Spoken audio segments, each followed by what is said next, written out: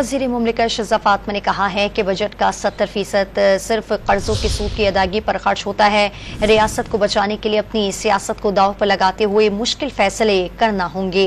उनसे अवाम को भी मुश्किलात का सामना होगा, लेकिन यकीन दिलाते हैं कि ये इक़दाम करते हुए गरीब अवाम का तहफ़्फ़ुज़ यकीनी बनाया जाएगा।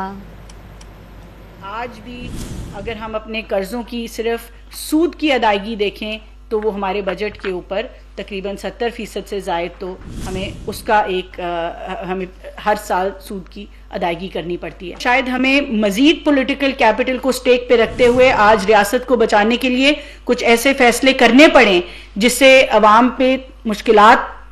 को मुश्किलात का भी सामना होगा। यकीनन कुछ मुश्किल इक़दाम उठाने होंगे, मगर जो हमारी गरीब अवाम है, जो अंडर प्रिविलेज्ड लोग हैं, जो मजीद बोझ नहीं उठा सकते, ये भी हम आपको यकीन दहानी कराते हैं कि हम उनकी बाकायदा प्रोटेक्शन करते हुए, चाहे वो सोशल प्रोटेक्शन है, चाहे वो इकोनॉमिक प्रोटेक्शन है, हम उनको महफूज रखते हुए ये इक़दाम उठाएंगे।